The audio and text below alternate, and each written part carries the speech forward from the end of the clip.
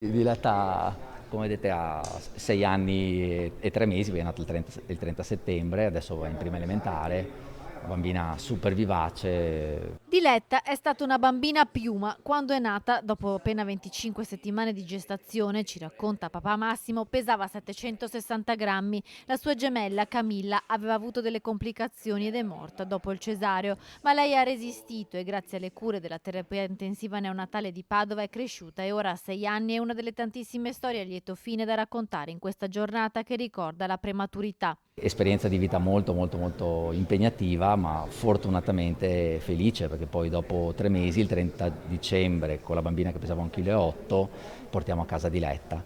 I bambini così tanto prematuri chiaramente poi affrontano un percorso anche post ricovero in terapia intensiva di qualche anno, perché nascono con tutta una serie di problemi. Considerate che nascono senza stomaco, senza polmoni, sempre con problemi agli occhi, e quindi poi insomma comincia questo ulteriore percorso. Io ringrazio sempre la terapia intensiva e l'ospedale di Padova, non soltanto perché insomma, abbiamo portato a casa la nostra bambina, ma soprattutto per l'umanità che hanno sempre dimostrato. Bimbi prematuri nati prima della 37esima settimana negli ultimi 20 anni sono 6.000 quelli sopravvissuti e curati nella neonatologia di Padova, Hub Veneto e per il Nord-Est, all'avanguardia con il suo team operativo 24 ore su 24 per il trasporto di neonati prematuri tra gli ospedali, anche in ECMO.